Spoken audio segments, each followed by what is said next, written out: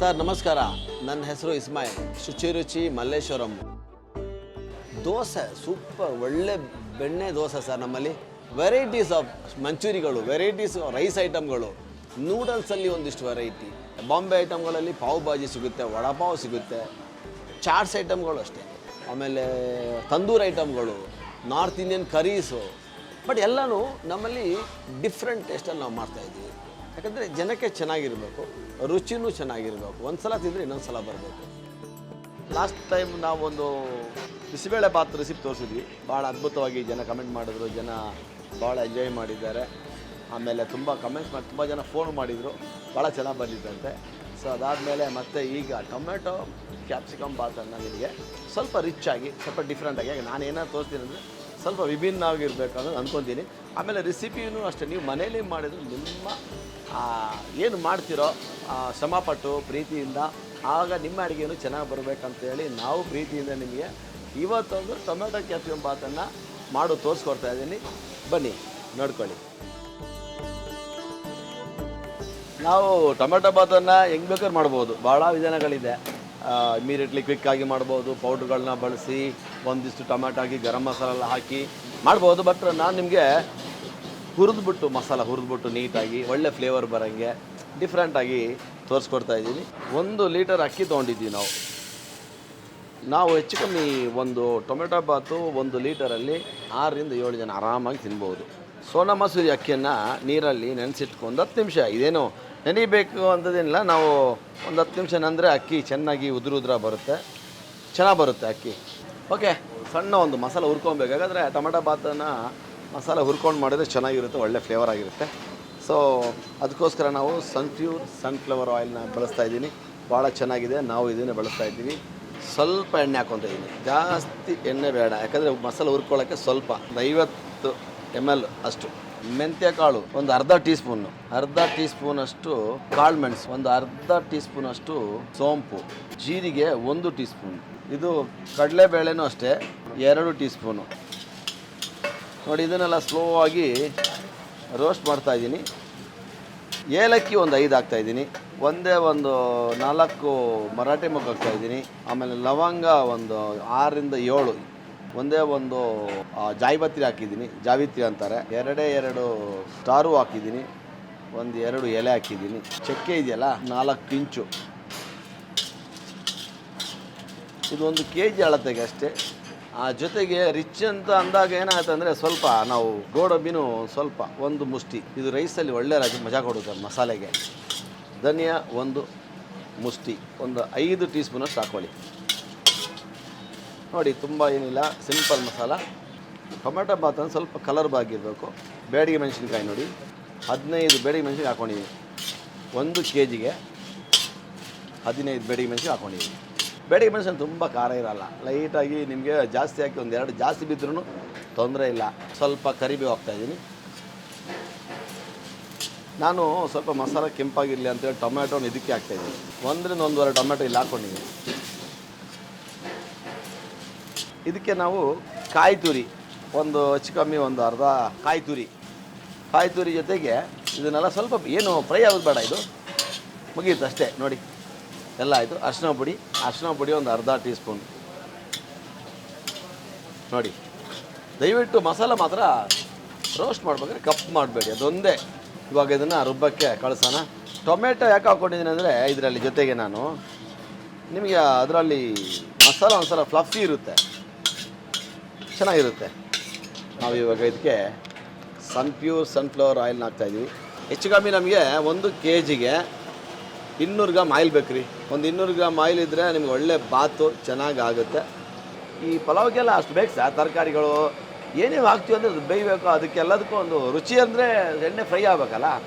ಎಣ್ಣೆ ಕಡಿಮೆ ಮಾಡಿ ಮಾಡ್ಬೋದು, ಬಟ್ ಒಳ್ಳೆ ರುಚಿ. ಹೋಟ್ಲಾದ್ಮೇಲೆ ಸ್ವಲ್ಪ ಆಯಿಲಿ ಮೇಲ್ಗಡೆ ಒಂದು ಸ್ವಲ್ಪ ಆ ಕ್ರೀಮಿಶ್ ಇರುವಂಥದ್ದು ಇದೆಲ್ಲ ಫೀಲ್ ಆಗ್ತಾಯಿದ್ರೆ ಸ್ವಲ್ಪ ಎಣ್ಣೆ ತುಪ್ಪ ಬೆಣ್ಣೆ ಚೆನ್ನಾಗಿ ಹಾಕಿದ್ದಕ್ಕೆ ಸರ್, ಇಲ್ಲಾಂದರೆ ಬರಲ್ಲ.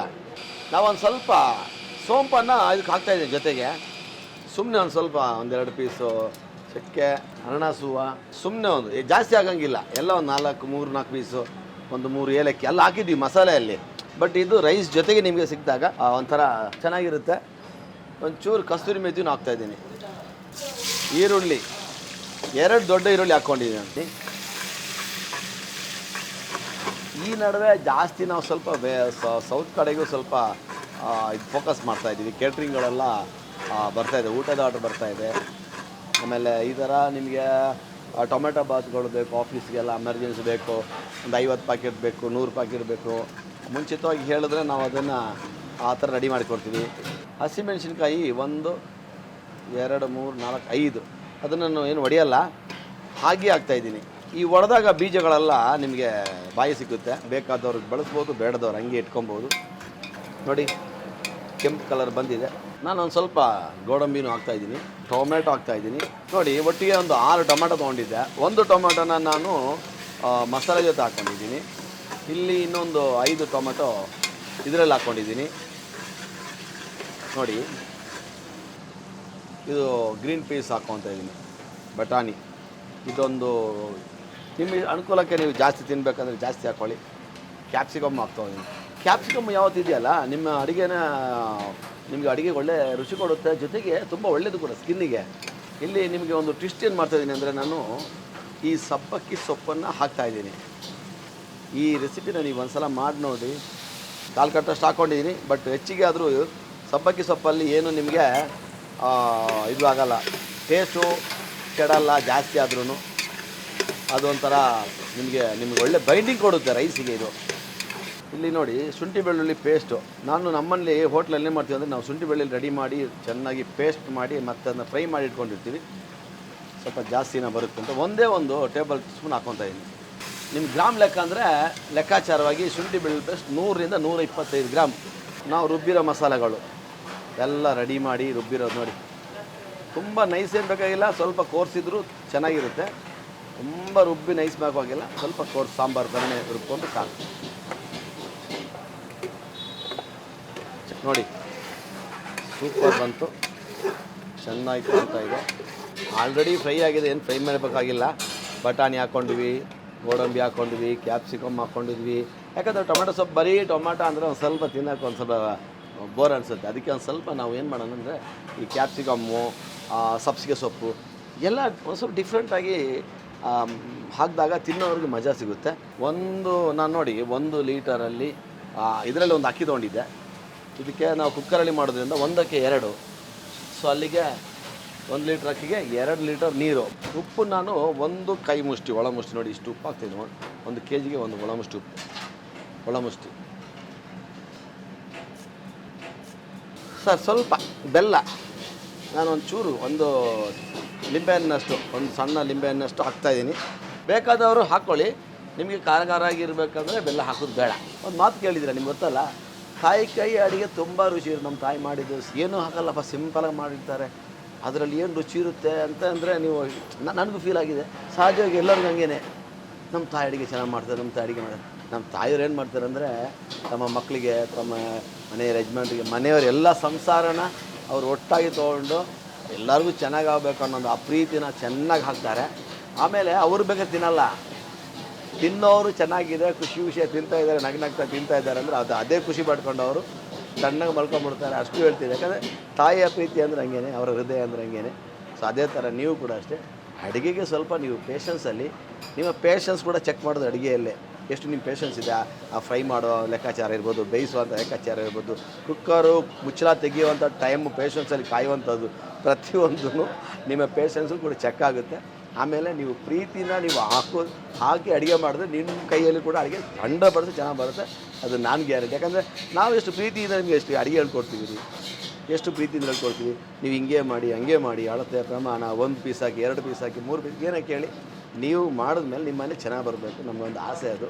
ಆಮೇಲೆ ನಿಮಗೆ ನಾವು ಸಬ್ಸ್ಕ್ರೈಬ್ ಮಾಡಿ ಶೇರ್ ಮಾಡಿ ನಾವು ಹೇಳೋಂಗಿಲ್ಲ, ಆಟೋಮೆಟಿಕ್ಲಿ ನೀವೇ ಮಾಡ್ಕೊಂಡ್ವಿ. ಆ ಥರ ಫೀಲ್ ಬರಬೇಕು ನಿಮಗೆ ಅಡುಗೆ ನಾವು ಮಾಡಿದ್ಮೇಲೆ, ನೀವು ಮಾಡಿ ತಿಂದಮೇಲೆ. ಎಲ್ಲ ಥರ ಉಪ್ಪು ಖಾರ ಎಲ್ಲ ಬಂಬಾಟಾಗಿದೆ, ಫ್ಲೇವರ್ಫುಲ್ ಆಗಿದೆ, ಸಖತ್ತಾಗಿ ಬರುತ್ತೆ. ಇವಾಗ ರೈಸ್ ಹಾಕೋಣ. ನಾವು ಆಲ್ರೆಡಿ ಒಂದು ಅರ್ಧ ಗಂಟೆ ಮುಂಚೆ ರೈಸನ್ನು ತೊಳೆದು ನೀರಲ್ಲಿ ಹಾಕ್ಕೊಂಡಿದ್ವಿ. ಸರ್ ಟೊಮೆಟೊ ರೈಸ್ ನಿಮ್ಮ ಅನುಕೂಲಕ್ಕೆ, ಆ್ಯಕ್ಚುಲಿ ನಾನು ಹೇಳೋದಂದರೆ ಟೊಮೆಟೊ ರೈಸ್ಗೆ ನಮ್ಮ ಮಾಮೂಲಿ ಬುಲೆಟ್ ರೈಸ್ಗಳು ಚೆನ್ನಾಗಿ ಬರುತ್ತೆ. ಸ್ವಲ್ಪ ಕಾಸ್ಟ್ಲಿ ಅನಿಸುತ್ತೆ ನಿಮಗೆ, ಬಟ್ ಬುಲೆಟ್ ರೈಸ್ ಚೆನ್ನಾಗಿರುತ್ತೆ. ಅದು ಬಿಟ್ಟರೆ ಸೋನಾ ಮಸೂರಿನೂ ಚೆನ್ನಾಗಿರುತ್ತೆ. ಇಲ್ಲಿಗೆ ನಮ್ಮ ರೈಸ್ ಹಾಕೋ ಕಾರ್ಯಕ್ರಮ ಈಗ ಮುಕ್ತಾಯ ಆಯಿತು. ಎಲ್ಲ ಕಂಪ್ಲೀಟ್ ನಮ್ಮ ರೆಸಿಪಿ, ನಮ್ಮ ಶ್ರಮ ಎಲ್ಲ ಹಾಕಿ, ಜೊತೆಗೆ ಒಳ್ಳೆಯ ಪ್ರೀತಿಯನ್ನು ಇದಕ್ಕೆ ಹಾಕಿ, ಅದಕ್ಕೆ ಅಳತೆ ಇಲ್ಲ, ಪ್ರಮಾಣ ಎಲ್ಲ ಹೇಳಿದ್ನಲ್ಲ, ಇಲ್ಲಿ ರೆಡಿಯಾಗಿದೆ. ಈಗ ನಾನು ಅದನ್ನ ದಮ್ ಹಾಕಿ ಕುಕ್ಕರಲ್ಲಿ ಇಟ್ಬಿಡೋಣ. ಇವತ್ತು ವಿಶೇಷ ಅಡುಗೆ ಏನಂದರೆ ಟೊಮೆಟೊ ಬಾತ್ ಜೊತೆಗೆ ಒಳ್ಳೆಯ ಪ್ರೀತಿಯನ್ನು ತುಂಬಿ ಹಾಕಿದ್ವಿ ಇದರೊಳಗಡೆ. 2 ವಿಸಿಲ್ ಆಯಿತು ನೋಡಿ, ಕುಕ್ಕರ್ ಆಫ್ ಮಾಡಿಬಿಡ್ತಾ ಇದ್ದೀನಿ. ಈಗ ಎಲ್ಲ ರೆಡಿಯಾಗಿದೆ, ದಮ್ಮು ಕೂಡ ರೆಡಿಯಾಗಿದೆ. ಇವಾಗ ಇದನ್ನ ಎತ್ಬಿಟ್ಟು ಬಾತನ್ನು ನಿಮಗೆ ತೋರಿಸ್ತೀವಿ.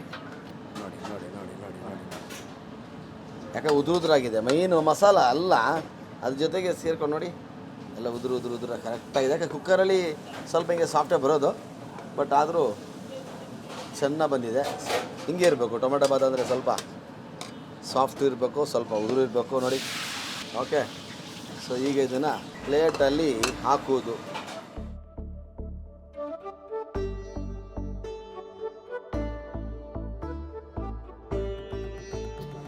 ನೋಡಿ, ಅದ್ಭುತವಾದ ಟೊಮೆಟೊ ಬಾತು ರೆಡಿಯಾಗಿದೆ ರೀ.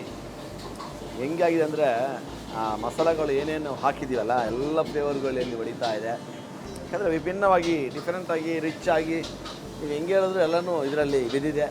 ಇವಾಗ ನಾನು ತುಂಬ ನೀವು ಹೇಳೋದಕ್ಕಿಂತ ಬಾಯಲ್ಲಿ ನಮಗೆ ರೀತಿ ಬರ್ತಾಯಿದೆ. ಉದುರಾಗಿ ಸಖತ್ತಾಗಿದೆ ನೋಡಿ. ಇವಾಗ ನನಗೇನು ಕಾಂಬಿನೇಷನ್ ಬಂದು ಚಟ್ನಿನೇ. ಆ್ಯಕ್ಚುಲಿ ಟೊಮೆಟೊ ಬಾತಿಗೆ ಒಳ್ಳೆ ಚಟ್ನಿ, ಕಾಯಿ ಚಟ್ನಿ ನಮ್ಮಲ್ಲಿ. ಆಹಾ, ತಿನ್ನೋ ಮುಂಚೆನೇ ಬಾಯಲ್ಲಿ ನೀರು ಬರ್ತಾಯಿದೆ.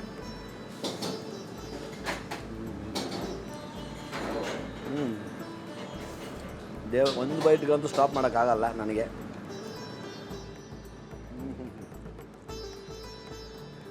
ಬ್ಯೂಟಿಫುಲ್ ಎಲ್ಲನೂ ಆಗ್ದಂಥ ಆ ಮಸಾಲೆ ಸ್ಟಾಪ್ ಮಾಡೋಕ್ಕಾಗ್ತಾಯಿಲ್ಲ.